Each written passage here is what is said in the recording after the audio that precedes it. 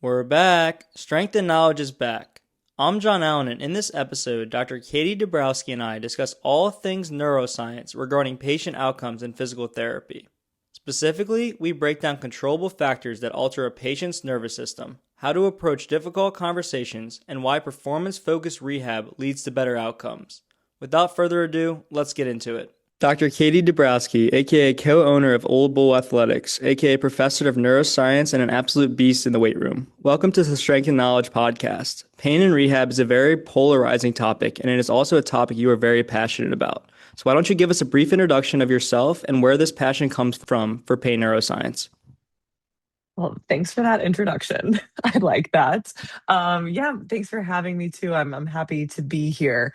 Yeah, my background in neuroscience before I ever became a physical therapist really set the stage, I think, for a lot of the things that I'm passionate about without, I don't know, maybe quite knowing that it would get me to down the line become a physical therapist and intertwine it so much in what I do. But I think I've just always been passionate about this kind of intersection of human behavior, what our brains tell us to do, and how our body kind of exists in space, and just all of that working together. And then, yeah, as I got kind of deeper in the rehab world, just really recognizing that pain is so much more than kind of just the initial thought of what we probably all had of it. Like, if this, bad stimulus exists and we have pain, then the pain is our output. And that's kind of the story. And as you know, and as we all know, it's just like scratching the surface of the story. And I think understanding how the brain and how we interact with our pain is really just what's going to set us up for success when helping people navigate it. Awesome. Yeah. That transitions nicely right into our first point is kind of like the initial like rehab setting as a self. Like a lot of people think that the rehab setting can be threatening, can a lot of times change that perception of pain before the patient even walks into the room. So, and also we know that like the nervous systems produces pain as a protective output, not necessarily as a direct readout of like tissue damage. So my first question to kick us off is kind of how do you convince an athlete or an individual that like the doctor Google isn't always right and then that pain doesn't always equal rest? That's a good one. Yeah, I think I'm even shying away more from thinking of it as convincing people at this point, because if we really think about it, the things that we believe the strongest, nobody's going to convince us otherwise, especially when it's about our own bodies. So I kind of think of this pivot as considering it more of, how can I create an environment that decreases this person's threat? Or how can I create an environment that makes somebody maybe get out of their head a little bit for their pain? And how can I do that in a way that almost like artfully is curating an experience where they don't even know that they're slowly putting their walls down and they're slowly becoming a little bit more okay with feeling sensation or okay with being in the setting that we're being in. And I think that can be more successful sometimes. I think a lot of our goal in helping a client understand their pain can often be just over educating and talking at a person who, when you're in a lot of pain or you've been in pain for a long time, it can feel dismissive to be given a lecture about it or how it's not what they think it is? And I think over the years, I've kind of transformed the way that I broach that subject. And I make it much more about creating an experience and an environment that bit by bit starts to maybe out of over time reshape this person's thought of what pain is, what movement is movement dangerous or not, or is pain always tissue damage, or is pain always harm? And I think that has a lot to do with the confidence of the practitioner, as well as just the ability to communicate really clearly and directly. So it's stuff that I'm continually getting better at. I like to create an environment that's fun and a little bit silly, and maybe doesn't take ourselves too seriously, to kind of decrease that baseline level of threat. If I'm staring intently at a client, the second they start moving and assessing them and making them feel like they're just one X mark on my clipboard away from doing something so wrong that we have to stop. If I can create an environment that's maybe not that aggressive, I think that helps a lot. So I think it's a lot about like getting to know the person in front of you, understanding what makes them tick, understanding that it's probably not just their pain that brings them here, and it's probably also like the piece of their identity that they feel detached from because of their pain. And I think if I can start to unwind that, I'm going to get to know the person better and probably be able to meet them where they're at a little bit more. I think the subjective, your words, like you're kind of hitting on the point of like it should be used to build the rapport, build the relationship, find, like you said, find what they tick, as opposed to over cueing, overemphasizing perfect mechanics. Because there's no such thing as perfect mechanics. We know that there's always going to be some sort of compensations, and that's okay at the end of the day. But again, what's going to get people coming back, what's going to get them out the door for a successful discharge is that relationship that you've built, the comfortability with the PT as well as the patient, and just that just has gone does very good with outcomes as well as just patient outcomes as well. When we discuss like pushing through like pain on the field versus like in the clinic, do you have any like tidbits on the kind of like where that fine line is, whether we can continue to play through like kind of like maybe just a nagging injury versus like, okay, we need to take a step back from actually playing and take a few weeks off? Yeah, this is where it's obviously so dependent on the situation, and if there's certain timelines that we have for somebody, an athlete who is about to get drafted or recruited is a very different example than a 50-year-old person coming into the clinic who doesn't necessarily have a timeline that's maybe dependent upon how much money they're going to make next year, where they're going to go to school. And I think that nuance is always important. We might have more leeway for somebody who kind of just has to get to where they need to go for their livelihood being on the line. Or we might have really different considerations for somebody who, because of how their pain is, it's really impacting their ability to go to work. Like all of those things really matter a lot. And there's a dramatic difference between how we would handle probably all of those situations. I think, as a very general blanket idea, that obviously this is a sweeping generalization and not the case for every case whatsoever. But when it comes to discomfort, the way I try to talk about it with a client, if you have pain that is sharp, shooting, intense, kind of stops you in your tracks, makes you change your facial expression, makes you really change like how your body is moving in space, I'd say that's worth looking at and maybe revisiting what we're doing, or downshifting some things, or modifying things, or removing certain stressors and adding different ones that are maybe a little bit more tolerable. That's usually kind of some guidance I'll give. Or if pain continues to get worse the more you do. So, with every rep that you do, or with every step that you take, or whatever activity you're doing, you notice that your pain is increasing, increasing, increasing. I'd say that's also probably time for us to go back to the drawing board. When we have pain that tends to feel a little bit better the more that we move, prognostically, we see that as a good thing. We see that as, oh, your body's really responding to blood flow and contraction and all of that awesome stuff. And if it's getting more irritated, then that probably tells us that we need to maybe reevaluate what we're doing. If pain persists for like 24 hours or more after the initial event that you think was related to your pain in the first place, again, probably something for us to revisit. It's really hard to give a perfect answer, but those are some parameters that I typically use with my clients. And we're going to kind of backtrack a little bit on like before the patient even comes into your clinic, what are some things that you're doing either through social media, through the way the clinic is set up, through the way you've either the online scheduling link, whatever it may be, that you're kind of already kind of building this rapport, building this mindset that, hey, we're here to train. We're not here. This isn't supposed to be a doctor's office. This isn't something that you're required to do. And kind of just touch on those points of kind of how you shape this perception before the patient even walks into the clinic. Yeah, I like that question too, because I do think a lot of people struggle with sometimes okay, I'm trying to really make it clear that this is the way that I treat, and I'm here to help and not tell somebody to just like immediately stop. I'm here to have an active treatment process, not necessarily only laying on the table. And sometimes if we don't make that messaging clear, it can be even harder for the client to understand what you're trying to get at with them. So I think, yeah, social media is a great tool. Our messaging for Old Bull and myself is very clear that we're very movement based, we're very activity based, and our goal is to get people back to where they were and even beyond where they were. We try to be careful in our messaging to not always link it to fixing people and making them 100% pain free, and things that I think can conflate the rehab process and make people think that, oh, if I still have discomfort, I must still be broken, and or that they think they're broken and fragile fragile at all. Like we really want to try to get ahead of that messaging. So social media plays a big role with that.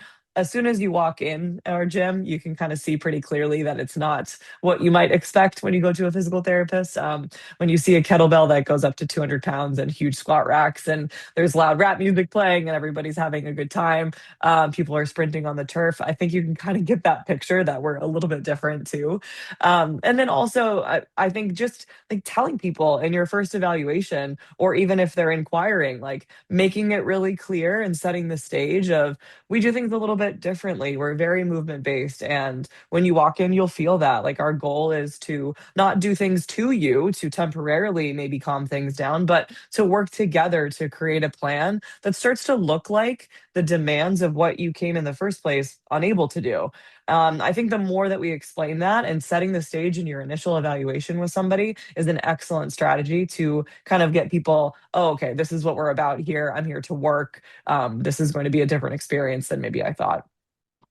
Yeah, I think I run into a lot of times when I'm talking to either like high school athletes, high school coaches in the area that like there's this misconception of physical therapy is trying to take you out of your sport. And a lot of, I guess my question is like, what do you think physical therapists and strength coaches and all of them can do better to kind of change the narrative and change this misconception that, hey, the rehab people are trying to keep you out of your sport as long as possible. They're just trying to make money off you. Like, again, any tips on how to change this narrative for the field in general?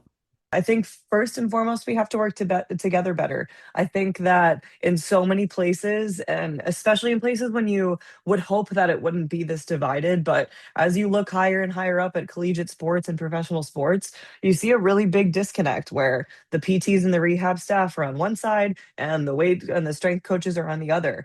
And there's not a lot of communication, or maybe there's a little bit of ego on both sides, and nobody kind of wants to work together because each group believes that what they say is right. And I just think there needs to be more interdisciplinary communication and understanding of what the other profession does and does not do, or knows and does not know. A physical therapist, unless they have sought other training or they came from this background in the first place, unfortunately, doesn't actually really know periodization and program design. I think that's a flaw, but that's the reality. So I think if, as physical therapists, we need to accept the fact that strength coaches know a lot more about things in this area than we do, and we need to seek to learn from them. And we need to understand why knowing periodization and program design is 100% necessary to be a good rehab provider. I think there's this big disconnect. And then similarly, from strength coaches to rehab providers, I think strength coaches need to also learn some maybe regressions or modifications or things that maybe don't fully take somebody out of their sport, but learning a little bit more how to level up and level down something instead of kind of going hard all of the time. Like that might be the perception of the weight room, and that might be the perception that the strength coach feels they have to keep up with. Whereas a lot more of it could be working together and understanding the strengths that each of our groups bring. I think most issues come from lack of communication in life and relationships everywhere, but especially professionally when it comes to rehabbing an athlete. I think there's also, unfortunately, still just a huge misunderstanding of what tissues need to get better. And it's not resting them, and it's not poking and prodding at them. There's no physiological change happening. So I also think that's a huge area of opportunity of like genuinely understanding principles of exercise physiology, what tissues respond to, how they improve, and how they only maybe temporarily feel better, and why that temporary feel good stuff isn't going to ultimately determine an athlete's success. And that brings me right into another point that I was trying to hit on and looking for your insight on is when rehab looks like ice and stem, but then like the return to sport process is chaotic and unpredictable, like there's clearly not going to be a successful return. Like the rehab didn't match the demands of the actual return to sport. So does talk about a little about how like you're rehabbing and how the oval athletics and all that kind of stuff prepares an athlete better to return to sport, much more than like the ice and stem and let's sit on the table for 45 minutes to an hour. Yeah, I mean, the way I think of it is kind of every time I'm doing something with a client and every time I'm, working with team members when they're working with clients, I always tell people, like, I want you to ask yourself two questions. Is my intervention actually changing this person's physiology? So are we doing enough to get an adaptation? And is my intervention also impacting their psychology? Are they becoming more comfortable? Are they becoming less fearful? Are they increasing their confidence? Are they learning that they can do something that maybe they thought was off limits? If the answer is no to either or both of those things, I'm not doing it and it's not appropriate and it's not going to move the needle. So if you ask that about ice, I think that gives you an answer pretty quickly. Physiologically, nothing is happening. We are not changing any tissue. We are not doing anything that's producing a long term change. And psychologically, similarly, I'm probably giving this person a bit of a crutch or a bit of a thing that maybe they get in their head thinking they need. I'm not building their confidence at all. I'm also not doing something that's putting them in an environment that's going to start to look like what they have to get back to on the field. So if I ask those two questions and the answer is no, I'm pretty quick to change whatever I might think that I'm doing, or I would encourage anybody to change what they think they're doing. We need to impart enough of a stimulus for muscles and tissues and bones and ligaments and tendons to change, and nervous system tissue, like, absolutely. If we don't have enough of a stimulus, we are keeping somebody where they're already at or further detraining them, which is a huge issue in rehab because very often you'll get an athlete with a leg injury and they're told to just shut everything down. They have another leg and they have two arms and they have a core. So, how are we getting people not only their injured limb deconditioned, but the rest of their body deconditioned? And that's a huge problem. I think. I think we should always be searching for what are the things that I can do with the fullest intent possible that have nothing to do with this injury, and making sure that I'm still doing them, so we're not getting big, like, wide swept detraining as well. Do you approach like objective testing the same way as like kind of like, what am I testing? Will this actually change anything I'm doing in rehab? Yeah, absolutely. I think we're in an era where data is king. Every single person we work with wears like 12 wearables and tracks their sleep and tracks every contraction they take. And I think data is helpful, but I also think too much data is noisy. And I think if we're selecting tests, we have to make sure we're measuring what we care about. We're measuring something that is actually representative of the thing we're saying it is, and if it's retestable, and if the change in the number actually means anything. So that's where using tests that are validated in the literature is huge. Something that a mentor of mine and somebody I've just always loved to work with and teach with, Craig Liebenson, always said is, have your patient show you their test. And while the argument, of course, can be like, well, there's not evidence based, we don't know the reliability and validity, of course. But at the end of the day, if there's something very specific that your patient has a hard time with, I should probably know. I should probably see what it looks like now. And I should probably see what it looks like in the future when maybe we've improved some things. So I think a mixture of objective testing that is well validated, that tests the thing that you hope it does, as well as doing things that are actually tied directly back to your patient's goals and testing those things are also incredibly important.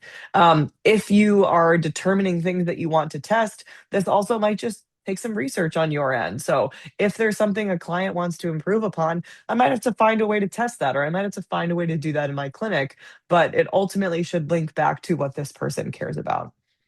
Yeah, I think the weight room is a great opportunity to test every session. Like you're getting that objective test, kind of like your mentor said, is like if they're having a hard time squatting, let's have them squat in a way Yeah. that they will be successful. And if they're not successful, that's an objective test right there. They clearly are either offloading the knee, compensating at the hips, whatever it may be. Like that's an objective test, whether it's an actual number to it or just like the subjective and visual. Like that gives us insight on what we need to improve on with our rehab program. So another great point. And one final point that I want to talk about that we kind of already hit on a little bit is like that neurocognitive piece of rehab, like the confidence in movements, the confidence in return to sport. I don't know if you want to touch on like how early you're getting into like this neurocognitive demand of rehab, how often, and then kind of like the volume of it throughout this rehab process.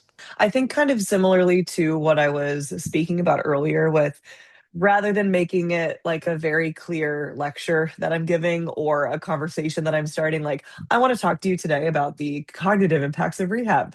I'm kind of interweaving it with the experience that I'm creating and with the space that I'm creating for somebody to share their story.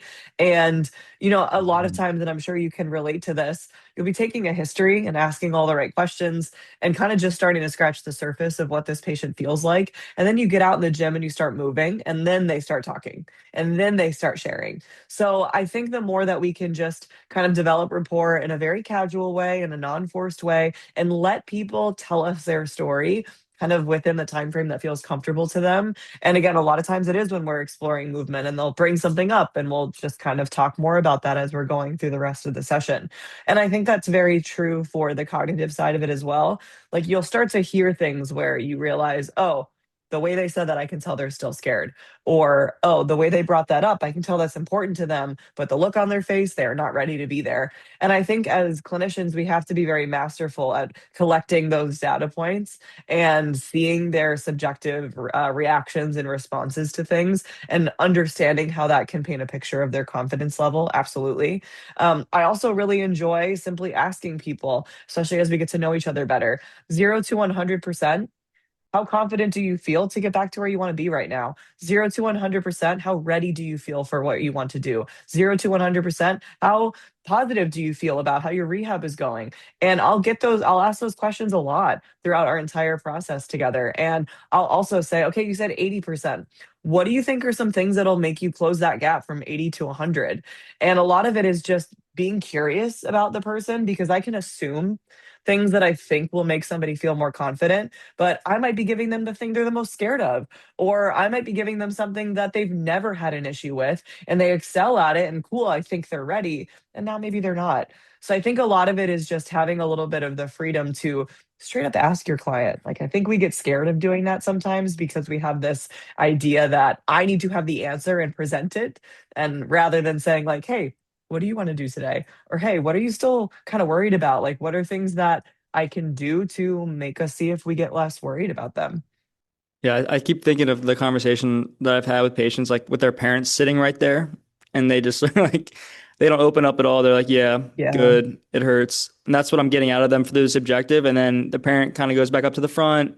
That we get out on the turf, do some either warm up, some like objective testing, whatever it may be, and they're like, "Yeah, I can't do this, this, and this," and I'm like, "Okay," that Yeah. paints such a better picture to me versus like just having that like oversight of a parent, especially those high school athletes. They just for some reason they just don't love the parent being there, and I'm always hesitant to have the parent come back in the first place because I just know how it's going to go. And again, it's just one of those things that it's like you said that they really open up once you start to one they start to trust you, but they also don't have an oversight. So again, another great point that I appreciate you delineating. Anything else on this neurocognitive piece? Are you trying to, like, say, a lacrosse player, are you getting a lacrosse stick in their hand early? Are you really hammering just strength, strength, strength and leaving like the lacrosse specific stuff to their sports specific coach? Or are you kind of blending the gap between those two in the rehab setting? Yeah, it kind of depends. Like if they're working with a more sports specific coach and they are still getting on the field, then the work that we do together is I want to give them what their sport doesn't give them. And I want to give them the things that maybe we've identified that are areas of opportunity that are most appropriate for us to work on. That could be from a strength perspective. It could be from a rhythm and a coordination and a timing perspective. It could be from a deceleration practice type of perspective. It could be plyos. It could be speed. Like there's so many things that um, can keep the sport on the field and keep us working on the big rocks that will translate to the field. So it really just depends. Like there might be drills down the line where we bring the lacrosse stick in to keep it fun for the person, or if they are maybe missing their sport and wanting to make sure that they get exposure to it. But it really just depends. Like a lot of nowadays, so many of these kids have a position coach and have somebody that they're working on very specific sport drills with. And I think a lot of what our job is just general athlete development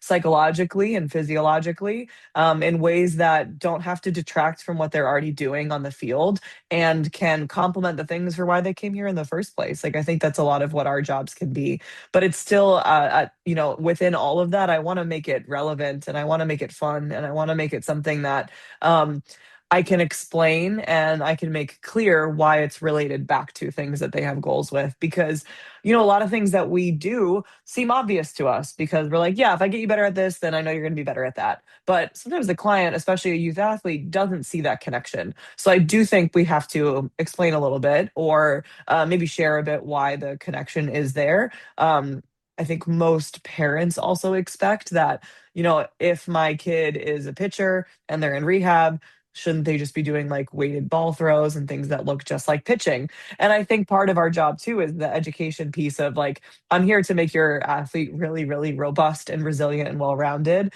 and not add more to the thing that kind of brought them here in the first place. That's a delicate thing to navigate, but I think doing a lot more of the general preparedness is really what our wheelhouse should be for.